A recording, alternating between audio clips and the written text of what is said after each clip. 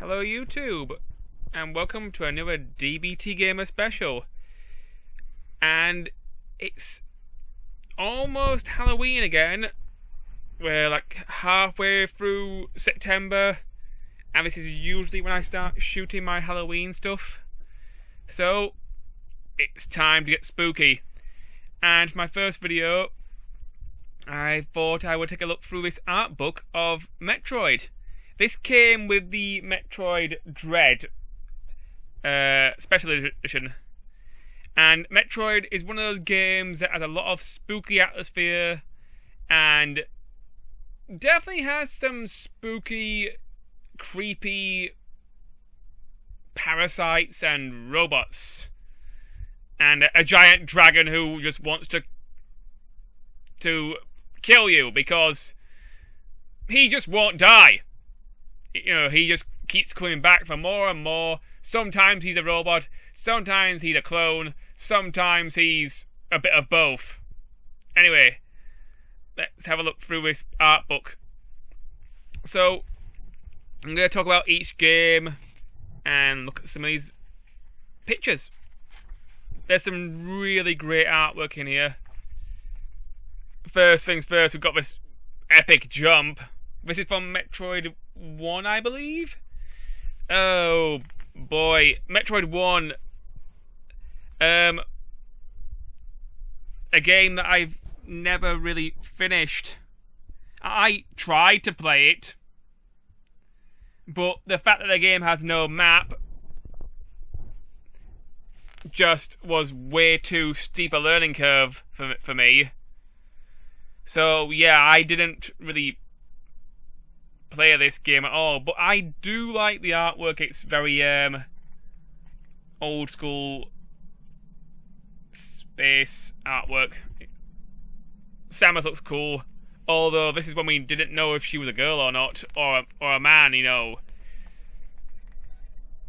I really like all the different enemy designs. You've got lots of bugs and creepy crawlies, flames, and you know, just yeah. And these jumpy things with just two legs that can be annoying. The Metroid themselves, just tentacle monsters that suck the life out of you. And you got this fire type version of Horsey. Like a, yeah, there's some great artwork here. And this fire buzzsaw of death. Oh yeah, and then we've got the two main bosses. We've got Ridley and Kraid. Out of the two, I think I prefer Ridley. Then we got all the different power-ups, the screw attack, the missiles, the high jump boots, the morph ball, engine tank, and long beam, I think.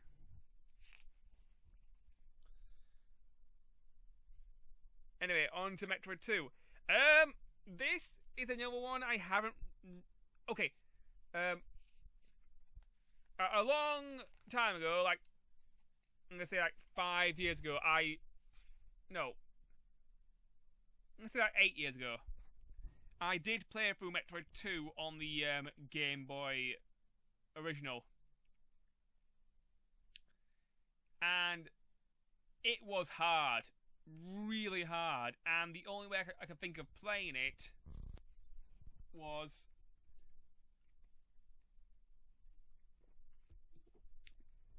to download a map and put it into Microsoft Paint and just mark in like little red dots where I was. And it was an absolute nightmare to get through. Was really difficult. At least the game got bigger every time you killed more Metroids. You know, as as soon as you kill that last Metroid, you knew you were done with that area and you could move on. That's why this was more, well, somewhat more accessible than the original Metroid. You know, at least I knew I was done once that counter was done with.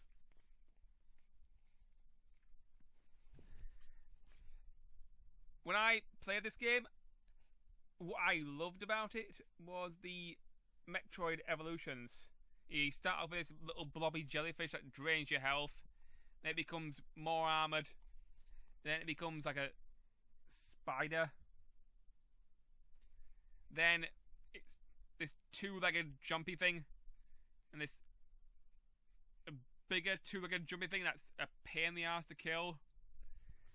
And then you got the Metroid Queen herself, who she is literally a bitch. And yeah, she will definitely cause some serious damage to you and make you her bitch if you're not careful. But I love the whole idea of shooting her with missiles until you got enough damage, and then she opens her mouth, you roll inside with your morph ball, and just give her a serious stomachache with all your bombs. Cool idea. This boss is pretty cool as well, the Rolly one. So yeah, there's some cool artwork in here. Let's see.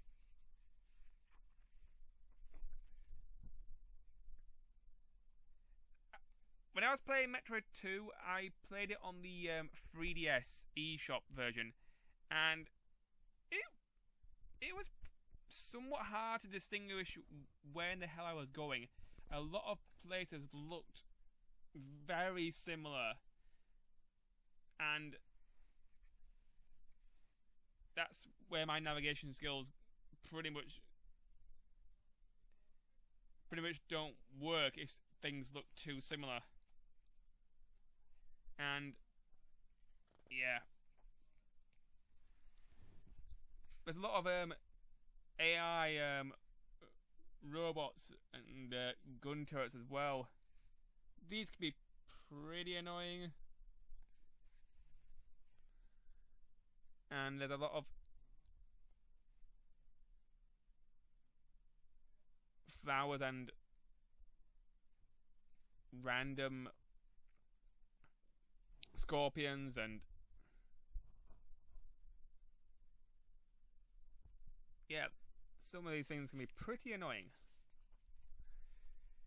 Metroid 2 doesn't really have that many power-ups from what I remember. It's mostly the same ones that you get in the first game, but they just sort of built on it, which is good. This was a very ambitious Game Boy game. Seriously. They pushed the Game Boy game to its... They pushed the console here, definitely. You got the Ice Beam, Long Beam, and Wave Beam, and Screw Attack, and Space Jump, or your missiles. Oh yeah, on to Super Metroid. Now this is a good game. This is one of the best Metroid games ever made, and it's the controls, they're a bit floaty and can be a bit of a pain in the ass sometimes, but most of the time they are good controls. This is definitely a good game. Sometimes a great game. You know, it's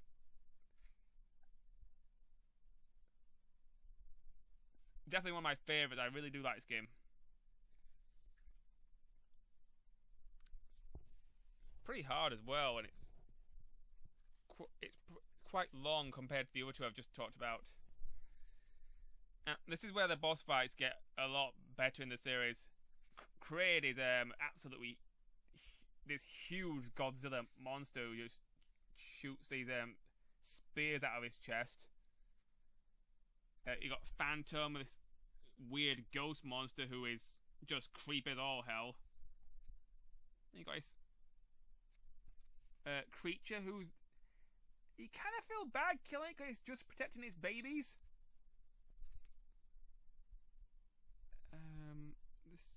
snake fire thing. Oh, this thing's a pain in the ass. This big purple guy. Not a fan of those. Yeah, Metroids themselves. This giant plant, side to side sort of thing. Not really that hard. Pretty easy. It's the first boss. Oh, and then we got Crocomire, the indestructible thing that you just got to push it off the edge, which is a very different boss fight, and it's quite difficult. Oh, you can use charge beams, but you're better off with missiles, but you're going to need a lot of them. Seriously, all the missiles.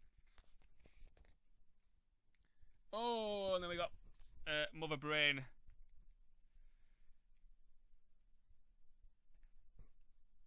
Mother Brain, I do like her. She's the first form of the fight where you just shooting her, it can be pretty annoying. You just got to do that bit, make sure you got enough health left, fight this thing for a little while, and then the baby comes in and drinks her dry, and then she kills the baby, and then you're like, well, you've killed my Metroid kid, I'm gonna kill you now. Yeah, the Mother Brain fight is great in Super Metroid. It's one of my favourite 2D Metroid fights of all time. Ridley's really hard. Oh.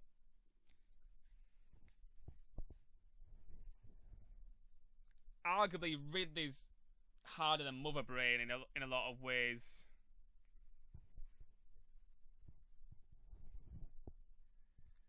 Let's see what else we got. Oh yeah, the grapple beam. The grapple beam's kind of weird in this game. It's kind of tricky to control. Oh yeah, you got these little monkeys that teach you how to use wall jump, which I am absolutely terrible at. I'm terrible at the wall jump in this game. I don't know what it is. I can never really nail it. It just takes me like half an hour of solid just trying and getting the the rhythm right. It's just a pain.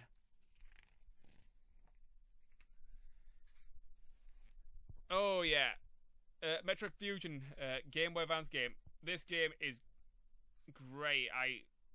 I've played through this game so many times in my life. It has a really scary atmosphere, and it's good. It's one of the best Game Boy Advance games ever. Period. I love the fusion suit. It's all sleek and spiky. When I first saw it, I was thinking, wouldn't it be cool if Samus could just stab someone with those elbow spikes, or or slash enemies with them. Just thought it'd be a cool idea. Give it some elbow blades.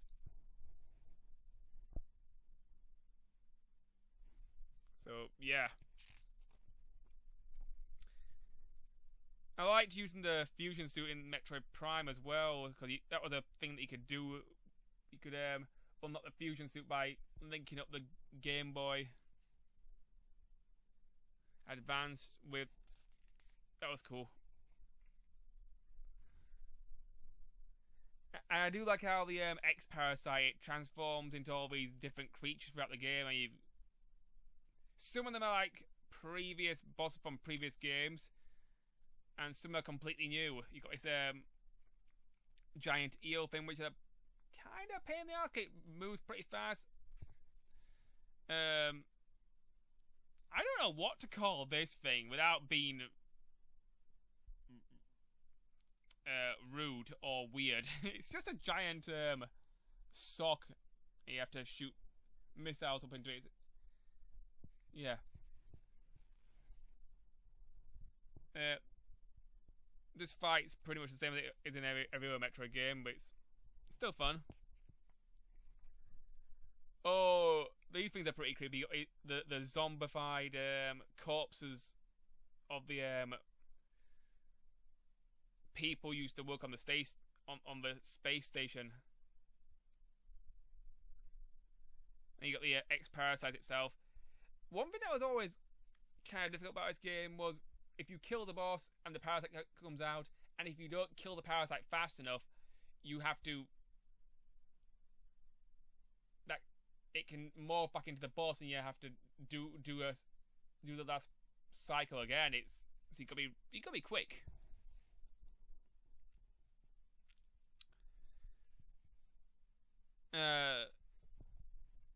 Weird frog thing.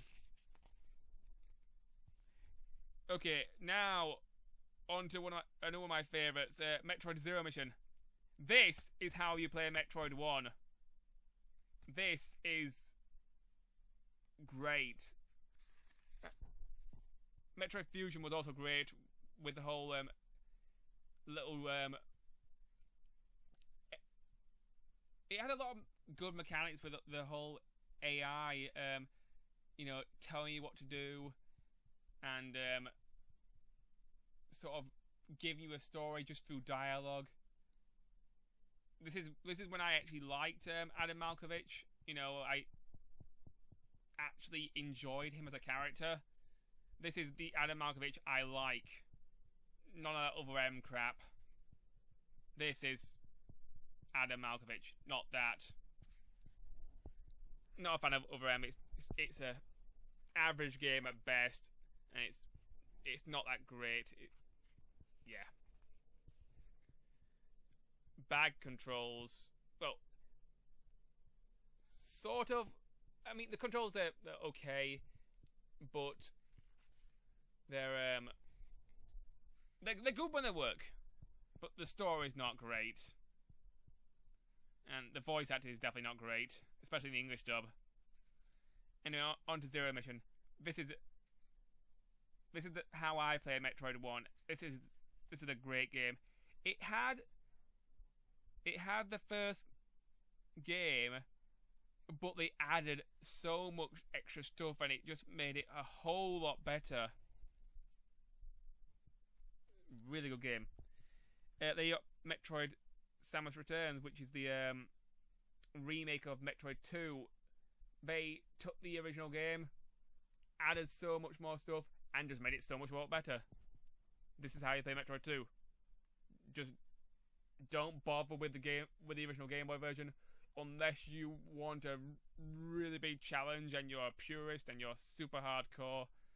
You're better off playing this version. It's much more user friendly, just like this version is of Metroid 1. I just like user friendly games. I like all these little cutscenes they put into Metroid Zero Mission as well. It's pretty impressive for the Game Boy Advance, and it's just cool. I like it. And they used the Kraid boss fight from Super Metroid, which was just a really good idea. It's just a lot more fun that way. They sort of remix things, let's use the good and better ideas. So, yeah.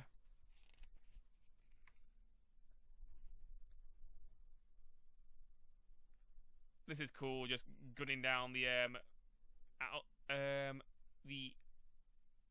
think it's the Alpha Metroids with the hard shell on top. And you got the counter move here. This is one thing if I ever play this game again, I need to try and get better at the counter system, because most of the time I was just running guns blazing rather than relying on the counter system too much, because it's a little bit stiff in this game, but it's still fun to play around with.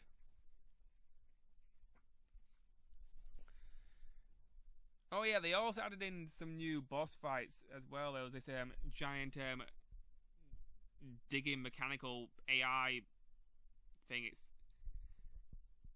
It's probably the most difficult boss in the game. It's a pain in the ass. The rest of the game is pretty much the same. You've got all the Metroid forms, but there is a plot twist where they have like a fight with Ridley, which is pretty difficult, and you team up with the Metroid. It's a pretty good fight.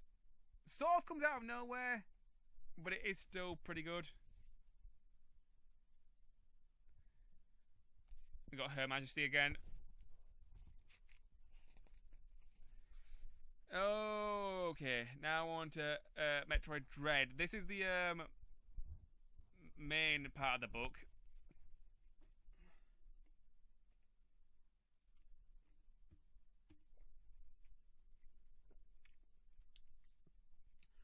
Excuse me. So, Metroid Dread. This is a really good game. It's pretty much everything I like about Metroid games. So let's talk about the suit is cool. The controls are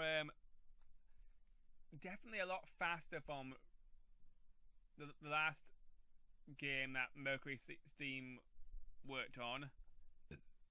Excuse me. Which was Return of Samus. Return of Samus was a bit stiff. This is a lot more faster, a lot more fluent, and it definitely makes all the difference. And it's a very good game, and I would highly recommend playing it.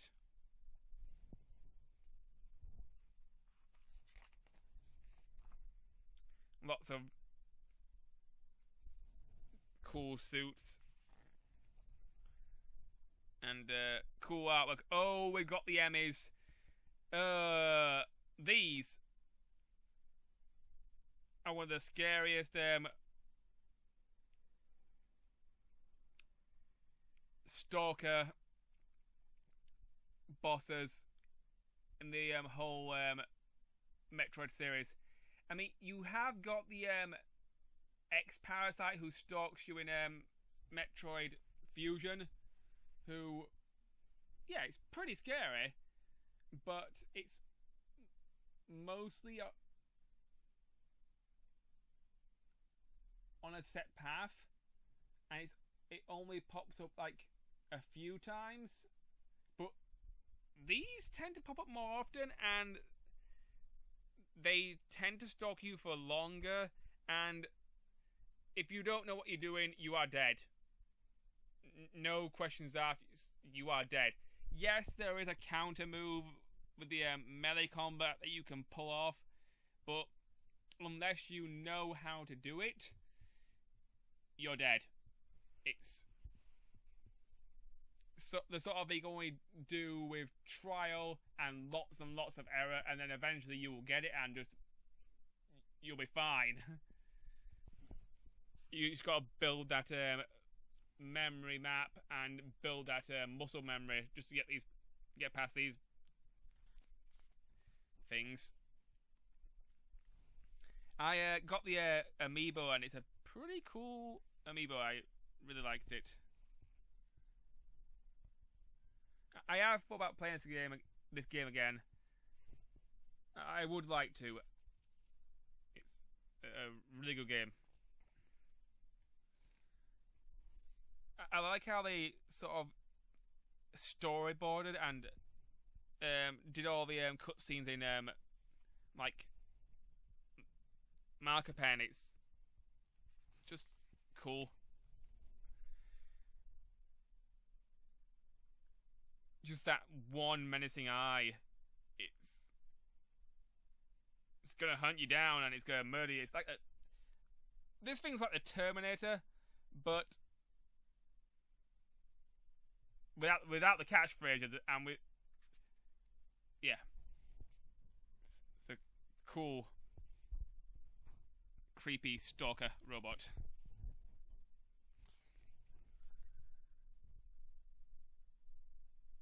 Here's some of the enemies.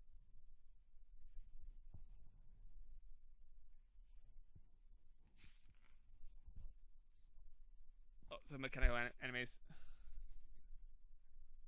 I think some of these might be beta designs for the enemies.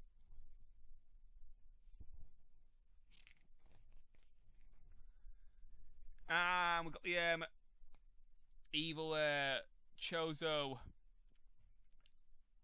guy. This guy's a pain in the ass to deal with. He's really, really hard. I like this guy. He's definitely a cool character. Samus actually talks to him in the game. It's a really important point in the story. These armored Chozo warriors with the spears, absolute pain in the ass to fight.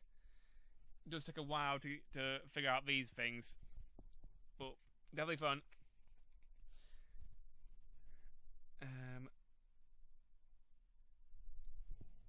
Then we got some more basic enemies.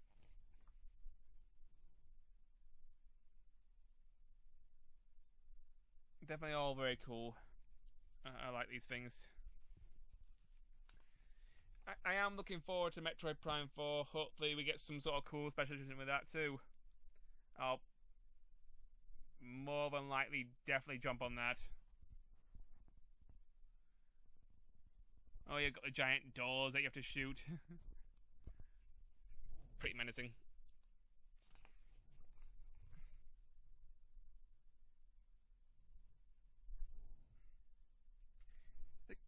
The counter system is definitely better in this game.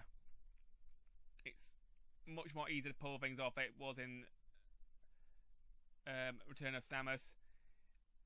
And this is one of those games where you don't get the morph ball until like a long way into the game. You're mostly running, sliding, and shooting and jumping until you get that morph ball. But you have to sort of come up with new tricks rather than just rely on that early game ball. Because I was like, where's the ball? When am I gonna get it? It just felt weird not having it. I do like how they added in some more difficulty levels as well, where there's like there's dread mode where you die in one hit. Personally, I am not playing that. I've beaten this game twice. I've beat it on hard mode and normal mode. There's also a rookie mode as well, but I've only beaten this game twice. If I ever play it again, I'll either do normal or hard. I'll never do dread. Rookie, it's probably too easy for me. So yeah. But it's nice to have all these different difficulty options.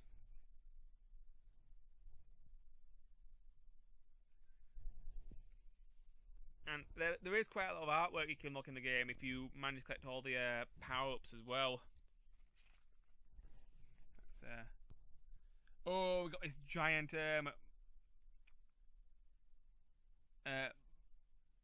brain eyeball thing, which can only be killed by the Omega Cannon. Actually, no, you kill this, then you get the Omega Cannon, and then you can go kill the Emmy. That's how it works.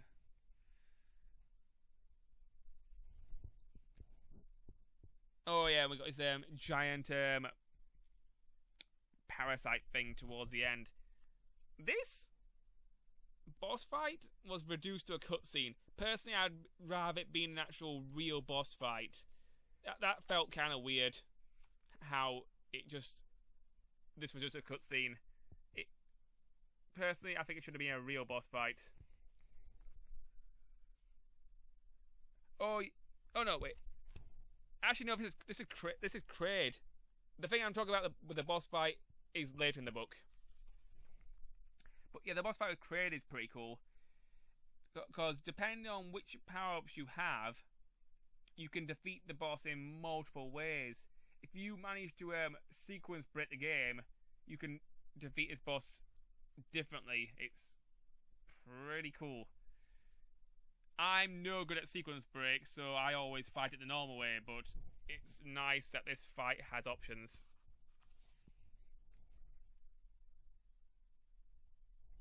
Some Chozo statues.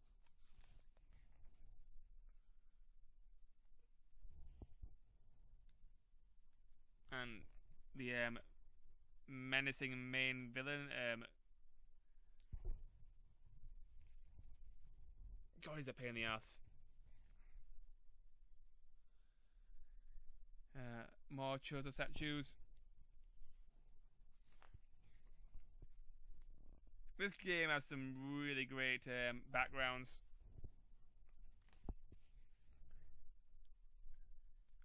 Although there was a bit of controversy for this game, some of the workers were not credited. That's the sort of thing you need to stop Nintendo. You should credit all your workers who work on games. Everybody matters, not just people who stayed there for the long haul. Everybody matters. It's not hard to put names on a screen. Seriously.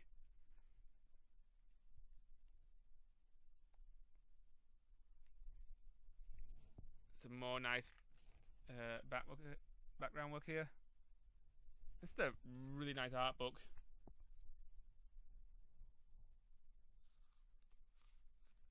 Definitely one of the favourite things I've got in my Metroid collection.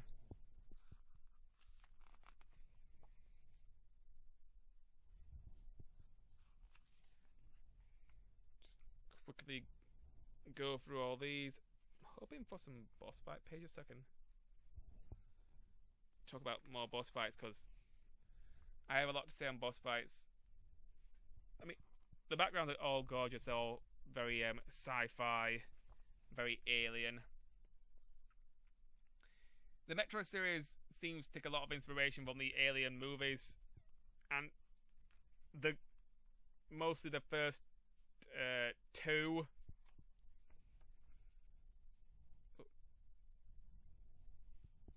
Yeah.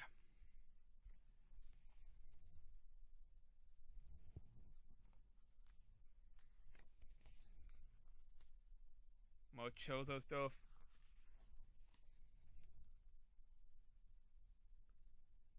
Just a giant production line of robots.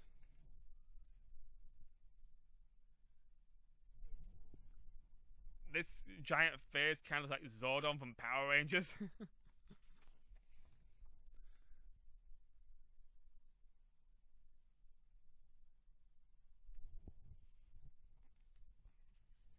Oh, the undersea area is kind of a pain in the ass in this game, from what I remember.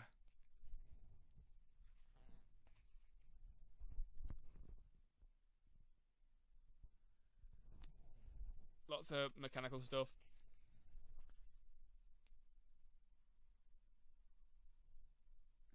When it comes to Metroid games, I'm the sort of person who takes my time and collects stuff. I am not a speedrunner.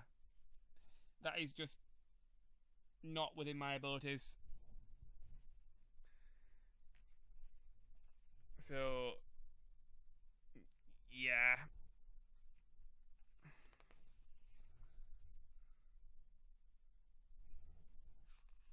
But it's fine. You don't need to be fast.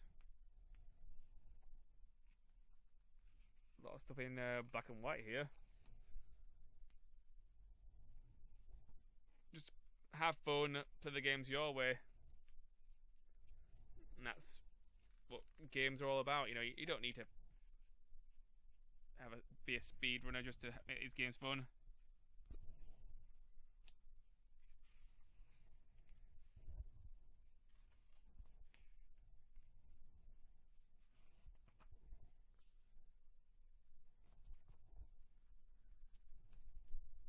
That is some good looking lava.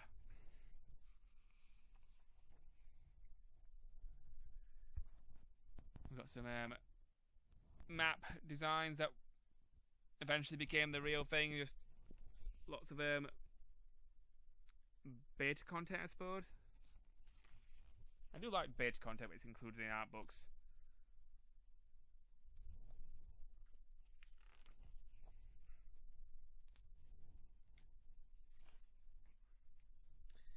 The first boss fight with the Scorpion, that's a pretty cool fight. I remember enjoying that, especially in the demo. All the different types of doors.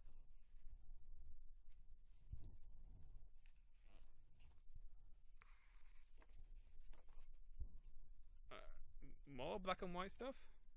Surprised they didn't bundle all this together. That's a little bit strange.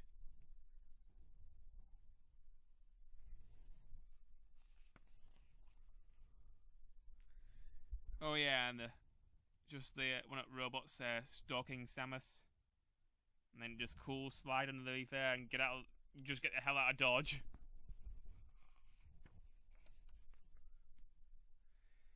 There's a lot of creatures that have like been manipulated and just tased and brought back from the dead in Metroid Dread.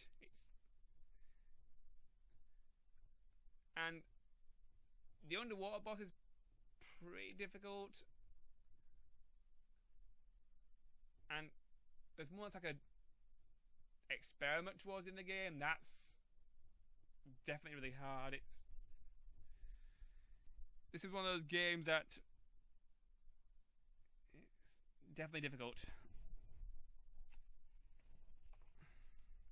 but I really enjoyed it. It's a really good game. Highly recommended.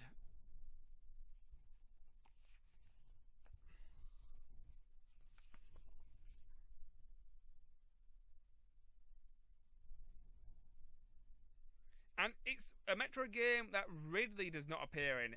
And I think that's good. You know, Kraid appears, but no Ridley. And that's fine. You know, it's nice to have a bunch of new ideas and not use too many old ones. It just keeps the players guessing.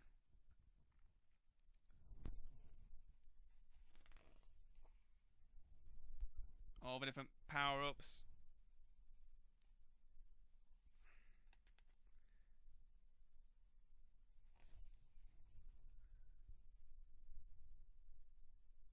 Be nice if you could use your Mega Cannon a little bit more.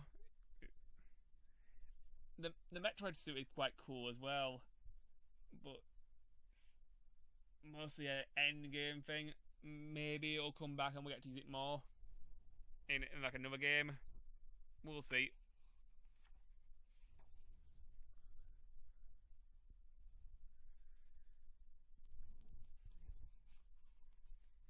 New spaceship. Anyway, that's me done with looking through this Metroid art book. Overall, I think it's the pretty great art book. I did really enjoy looking through it. I'm gonna just show off one more thing. It also came with these postcards with some original artwork. There's some 8-bit stuff here. These are all really nice. Super Metroid one's definitely really cool. And the Metroid Fusion one's looks amazing. And then Dread. Anyway, thank you for watching. Please like, comment, and subscribe, and I will see you in my next video.